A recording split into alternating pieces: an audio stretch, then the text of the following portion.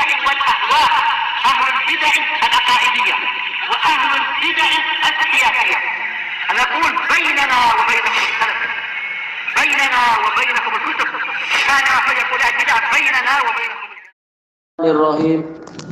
Qala al-Imam al-Bukhari rahimahullahu taala. Al-babul khamis wal khamsun. Bab yang ke-55. Beliau di sini mendatangkan dua hadis sekaligus, yaitu ada dua penambahan. Al-hadisul khamis wassalasun ba'da arba'imi'ah wassadis wassalasun ba'da arba'imi'ah. 435 dan 436. Haddatsana Abul Yaman. Beliau adalah Al-Hakam bin Nafi' Al-Himsi. Tayyib siqah. Qal akhbarana Syu'aib. Syu'aib adalah Abu Bishr. Syu'aib bin Abi Hamzah Al-Himsi juga Syam. Beliau min asbatin nas fi Zuhri. Ani Zuhri, Zuhri terulang, termasuk paling banyak riwayatnya ya di Sahih Bukhari dan lain-lain itu Abu Bakar Muhammad bin Muslim bin Ubaidillah bin Abdullah bin Syihab Az-Zuhri Al-Madani summa Syami min sighari tabi'in. Tak tahu matinya terakhir, wallahu alam ya. Qala akhbarani Ubaidullah bin Abdullah bin Utbah. Ubaidullah bin Abdullah bin Utbah bin Mas'ud. Beliau ini adalah muadibnya Umar bin Abdul Aziz. Beliau tabi'i, mengajar Umar bin Abdul Aziz. Beliau tua dan buta. Beliau adalah Abu Abdullah Al-Madani min fuqaha al-Madinah as-sab'ah, salah satu dari 7 fuqaha Madinah yang terkenal itu. Anna Aisyah wa Abdullah ibn Abbas. Oh, langsung meriwayatkan dari dua guru, dua sahabat. Jadi hadis ini riwayat dua tabi'in dan dua sahabat. Zuhri dan Ubaidullah ini tabi'i. Aisyah dengan Abdullah bin Abbas juga tabi'i. Juga apa? Dua-dua sahabat. Salah pula. Jadi dua dan dua. Dua-duanya bercerita. Kalau Aisyah ma'ruf, yaitu siapa ya? Ummu Abdillah As-Siddiqah bintu Siddiqah Al-Qurasyiyah, afqahun nisa, wanita yang paling faqih. Abdullah ini adalah Bahrul Ulum, lautan ilmu. Abdullah ibnu Abbas. Aisyah ini tak pernah mengaku. Tak. Allah menghendaki tidak mendapatkan. Seluruh istri Nabi tidak mengandung dari Nabi kecuali siapa ya? Khadijah. Nah, kemudian yang Maria itu, Maria sebagai Suriyah ya. Iya, semuanya dari Khadijah, semuanya. Khadijah. Iya, kecuali yang Maria yang menjadi Suriyahnya Nabi, bukan istri. Ada Ibrahim. Meninggal. Iya, meninggal waktu kecil. Semua anak laki-laki meninggal waktu kecil. Hanya sekarang daripada Khadijah ya. Betul, hanya dari Khadijah yang sampai sekarang istilahnya ada. Dari keturunan siapa itu? Fatimah dan yang lain-lain. Tapi dah pecah turunnya. Sudah tersebar di mana-mana. Ada yang betul, ada yang ternyata tak betul Habib jadi Habibnya. Pemalsuan banyak. Iya, boleh dibeli sanadnya itu, nasab boleh dibeli. Dapat keuntungan. Cari dunia walaupun menipu, naudzubillah. Raja Khalid mengaku jamur lain kepada keturunan Rasulullah. Mungkin kalau emang sanadnya betul dari Quraisy, dia sudah. Itu yang dapat jadi Raja Khalid. Kalau tidak, zaman dulu. tapi yang lain-lain pun boleh jadi raja walaupun bukan dari keturunan Quraisy. Anda menggunakan keturunan Nabi itu mendapat keuntungan dunia. Jelas kalau yang niatnya buruk nanti berhadapan dengan Nabi nanti. Tapi Imam Mahdi tak tahu siapa. Nanti tiba waktunya muncul sendiri. Dia kira macam senyap timbul ya. Iya. Tak perlu diperjuangkan, tak perlu susah payah orang mengaku-ngaku. Sudah terlalu banyak yang mengaku jadi Imam Mahdi. Tak perlu diperjuangkan, Allah yang akan memunculkan. Kalau tiba waktunya muncul. Cuma sekarang ini disembunyikan. Tak tahu, siapa yang tahu nasabnya. Istilahnya, oh ini dari keturunan saya nanti. Orang tak ada yang tahu. Yang pasti terpelihara nanti. Yang penting tugas kita sendiri-sendiri. Ya, Nabi Muhammad juga seperti itu. Nah, Ismail itu kosong. Iya. Terus tunggu Nabi Muhammad. Alhamdulillah. Terus kosong. Nabi-nabi itu dia sebelah. Iya. Dari Bani Israel. Yang nabi-nabi yang lain. Nabi Muhammad, Nabi Ismail hanya melahirkan seorang nabi aja, Nabi Muhammad. Tapi yang terbaik. Daripada hajar. Karena di situ orang tak tahu tersembunyi. Betul, tahu-tahu lewat sini siapa menyangka. Bukan Isya. Iya.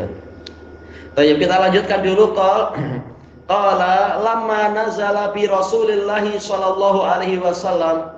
Tatkala turun kepada Rasulullah sallallahu alaihi wasallam, fa'ilnya mahdzuf, takdirnya adalah apa? Alamatul maut, alamat kematian. Yang lain mengatakan yaitu syiddatul maut, yaitu kerasnya kematian. Tatkala sudah mulai turun ke Nabi, taufiqa, ini min af'alis syuru', berarti apa? Pola kerjaannya seperti min amalan kana dan akhawatiha, seperti yang kita lewati dalam nahwu ini. Mulailah ya, taufiqa artinya mulai. Taufiqa yatrahu, mulailah beliau meletakkan khamisatan lah. Khamisah ini adalah pakaian yang terbuat dari suf. Kata Al-Hafidz Ibnu Hajar, suf yaitu berarti apa? Bulu wol dari biri-biri. Iya, selimut yang terbuat dari kain wol yang lahu a'lam. Kisah yang lahu a'lam, ada gambar-gambarnya, mungkin apa? Corak-coraknya, motif-motifnya. Baik, bukan yang berbulu. Yang berbulu khamilah. Baik, ala wajhi, meletakkan di atas wajah beliau. Mungkin sebagai reaksi karena merasa sakit, wajahnya ditutupi. Itu racun semuanya. Ya ini memang hasil dari racun si Zainab al-Yahudiyah itu beberapa tahun yang lalu. Ya Allah melindungi beliau langsung pakai hijamah terus-menerus. Tayyib. Fa idza ghatamma biha, tatkala beliau merasa kepayahan dengan kain selimut tadi, ya ditutupkan ke wajah, lama-lama ya nafas jadi tersengal-sengal atau nafas jadi susah. Kasyafaha an wajhi, beliau menyingkapkan kain selimut tadi dari wajah beliau. Fatal wa huwa kadzalik, maka beliau mengatakan dalam situasi seperti itu, sudah situasi susah tapi mengingatkan umat jangan sampai celaka. Beliau mengatakan la'natullahi 'alal yahudi wan nasara. Laknat Allah menimpa orang Yahudi dan Nasara. Ittakhadhu qubura anbiya'ihim masajid. Mereka menjadikan kubur-kubur dari para nabi mereka sebagai masjid. Nah, Nabi sudah mengingatkan dalam situasi susah, berusaha mengingatkan jangan kalian melakukan itu. Tapi masih banyak yang bandel dan degil. Nauzubillah. Yuhadziru ma sana'u. Nabi memperingatkan umat dari apa yang dilakukan oleh orang-orang Yahudi dan Nasara. Walaupun niat mereka baik untuk memuliakan Nabi, untuk agar kita rajin ibadah, kita ibadahnya di atas kubur Nabi sekalian. Biar merasakan ada aura keberkahan, aura kekhusyuan, agar kita jadi terharu dan menangis. Niatnya baik, tapi ternyata itu justru mendatangkan laknat karena menyebabkan orang bukannya menyembah Allah, lama-lama akan menyembah makhluk, seperti yang sering terjadi di berbagai agama itu. Baik. Makanya diingatkan oleh Nabi, menunjukkan saking pentingnya masalah kesyirikan, walaupun Nabi sudah sangat payah keadaannya, sudah sakaratul maut, tetap beliau mengingatkan masalah itu, masalah kesyirikan.